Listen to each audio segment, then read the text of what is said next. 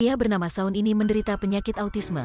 Melihat reklame kaca terjatuh dan menerapkan bocah di bawah, kaca terpecah sudah memotong pada karotisnya.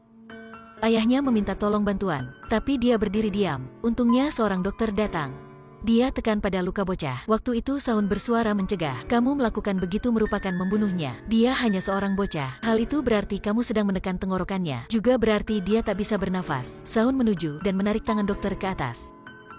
Si bocah segera bisa bernafas. Tapi Saun masih merasa ada masalah.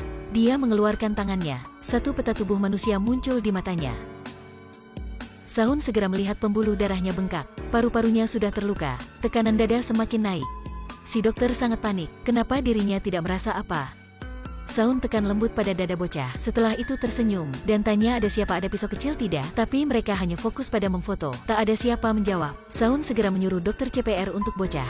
Setelah itu pergi seperti tak ada apa terjadi. "Aku perlu satu pisau." Ternyata dia mencari pisau. Tapi inilah bandara. Tentunya satpam tidak memberinya pisau. Waktu terburu-buru. Jika terus boros waktu bocah itu akan mati. Tapi pria Saun autisme, jadi tidak tahu cara menjelaskan. Dia berkata inilah keadaan gawat. Tapi mukanya tidak beremosi gawat apapun. Jadi satpam tidak percayanya. Jadi waktu satpam tidak berperhatian, dia sudah mencopet pisau dan berlari. Tapi akhirnya ditangkap. Waktu itu ibunya muncul dan menjelaskan. Jadi satpam baru melepaskannya. Setelah itu dia membawa 2 alkohol dan 1 pipa. Saun menuangkan tubuh bocah dengan alkohol dan pisau sama pipa. Setelah menyelesaikan hal yang bahkan dokter tidak mengerti ini, dia sudah memotong pada pinggul bocah. Setelah itu memasang pipa. Tontonan ajaib sudah terjadi. Busa dalam botol muncul. Semuanya melihat tidak memahami. Tapi Saun menjelaskan, sebelum lukaan sembuh, udara akan berkumpul di bawah dada. Pipa ini akan mengantar udara keluar dan air akan menyimpan udara tidak kembali. Melihat si bocah bernafas lagi, semuanya tepuk tangan. Dia adalah dokter berbakat Saun Murphy. Dia berkat-bakatnya membuktikan seluruh dunia melihat orang autisme juga menjadi dokter. Waktu duduk di ambulan, Saun merasa denyut jantung bocah tidak biasa. Tapi dokter ini tidak berpikir begitu. Bahkan berpikir dia sedang membuat masalah. Ketika sampai rumah sakit, dia ulang-ulangi harus memeriksa jantung untuk bocah. Jantungnya. Dia harus diperiksa jantung. Tapi dokter wanita tidak mendengar dan mencegahnya di pintu. Saun berniat masuk kamar, tapi diusir oleh satpam. Dia ke pintu lain tapi juga ditutup. Dalam kamar operasi, dokter melihat pipa satu arah dibuat Saun. Sudah berkata, luar biasa. Dokter segera memeriksa jantung bocah tidak biasa. Segera menyuruh dokter wanita mengantarnya ketemu Saun. Di lorong rumah sakit, mereka tanya Saun. Tapi karena terlalu gugup jadi dia terdiam. Dokter wanita menyadari kecemasan Saun. Sudah dengan lembut tanya lagi.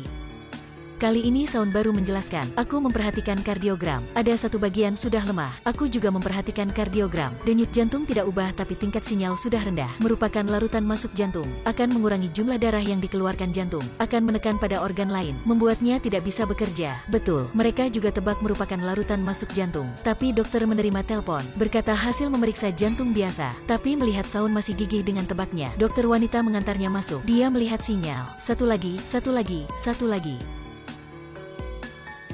Di sini, gejala sangat kecil tidak diperhatikan semuanya. Sudah ditemukan Saun. Segera, dokter mencari dalam jantung bocah. Adalah potongan kaca kecil.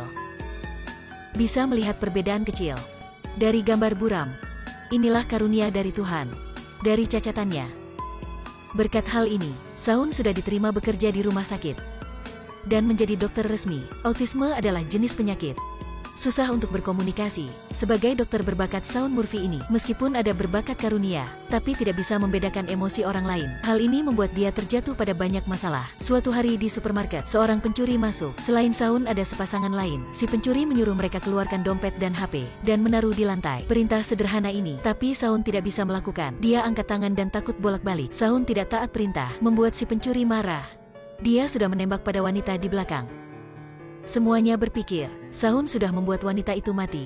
Dia juga merasa, tampak sudah melakukan yang salah. Jadi setelah operasi berakhir, dia terus-menerus memedulikan keadaan wanita itu. Tapi tak untung, keadaan wanita itu tidak optimis. Ada satu titik berdarah sangat kecil tak dilihat, membuat ginjalnya cepat lemah. Dalam waktu si wanita menghadapi kematian, para dokter sedang sibuk. Saun sedang terdiam berpikir. Mungkin dia ketakutan lagi? Tapi tak terduga 10 detik lagi, Saun menyuruh semuanya berhenti. Dia menunjuk posisi berdarah. Ternyata tadi dalam kepalanya sudah menggambarkan jalan peluru. Berkat posisi yang ditunjukkan Saun, dokter menemukan posisi berdarah dan menyelamatkan wanita itu. Sudah membuangkan beban. Tapi coba tebak, di sudut lain, Saun juga adalah penyakit.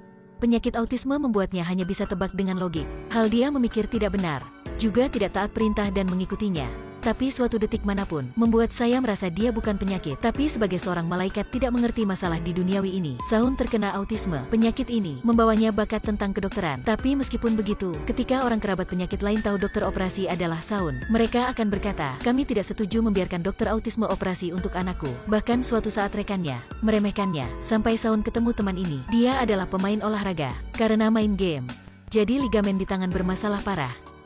Dokter setelah memeriksa, berpikir inilah hal kecil, tapi Saun cepat masuk dan meminta berjabat tangan teman ini. Hanya dengan tindakan angkat tangan, sudah membuat teman ini susah. Saun dengan bakat karunianya. Jadi waktu itu peta tubuh teman ini sudah muncul di depan Saun. Dia cepat tebak gejala tubuh teman ini, sedang ingin berkata sama dokter. Saun sudah terputus. Dalam mata dokter, dia hanya si dokter tanpa ijazah. Teman itu menyadari ciri spesial Saun. Sudah memanggil Saun. Mereka tidak menghormatimu. Mereka harus mendengarmu dari awal. Ini bukan mainan, teman. Masalah di dunia ini semuanya mainan. Teman ini adalah pasien pertama tidak membedakan autisme Saun. Dengan dorongan teman ini, dalam ruang operasi, Saun sudah berani mengeluarkan pendapatnya. Kita bisa memeriksa neurotransmitter, membuangkan kemampuan menyakiti mentalitas. Tentu saja, orang ini akan menolak pendapatnya. Setelah operasi, Saun sekali lagi menyarankan pencitraan resonansi magnetik untuk teman itu. Hal ini membuat dokter marah. Keduanya sudah bertengkar banyak di luar. Tapi dokter tidak terduga, ketika baru memeriksa, sudah melihat masalah, udah tumor saraf. Akhirnya adalah jenis orang apa, hanya perlu memegang tangan pasien. Dalam kepala bisa melihat peta tubuh, dan menyadari masalahnya. Tak salah, dia terkena autisme. Tapi hal ini tidak mempengaruhi hal dia adalah dokter berbakat, sambil juga seorang pasien. Tapi Sia masih terus berupaya menuju ke tujuan. Meskipun harus masuk keadaan sosial dia tidak suka. Jadi kita, ada alasan mana tidak upaya ya?